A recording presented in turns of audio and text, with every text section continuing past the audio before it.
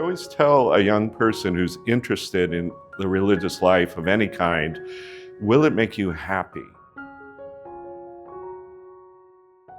I grew up on the Gulf Coast of Texas, and when I was in elementary school, it was a small Catholic school. We had a vocation director from the Vincentian community come and talk to us. And so I went to a couple of what were called vocation weeks at St. Vincent DePaul Seminary in Beaumont, Texas. I spent a couple years there and then discerned otherwise. Went back home, went to a huge public high school, spent a year in college studying journalism, and then the parish that I worked at, or that I went to, had a visiting Vincentian priest on weekends. And one time he just asked me, "Have you given up on this?" And I thought, maybe not. And so we talked, and I said I'd give it a try. And in 1980, I went to St. Mary's Seminary in Perryville. I said I would give it 1 year, and I kept saying that until they wouldn't let me say one more year.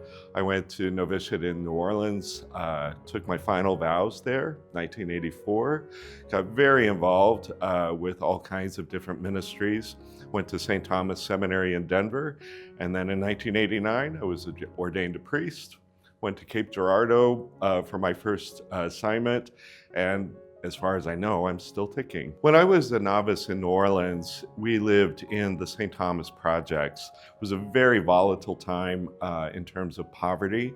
And I worked in a Catholic school, St. Alphonsus, and we had two of our children who lost their lives because of a drug deal gone bad. And it was very traumatic, as you can imagine. And the school organized a march through the St. Thomas projects.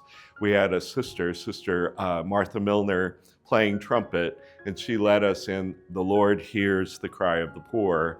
And as we marched through the projects, people came out of their homes and joined us, and the kids were waving peace doves. And it was an extraordinary moment of empowerment and also sitting with the mystery of God's presence to the poor. I always tell a young person who's interested in the religious life of any kind, will it make you happy?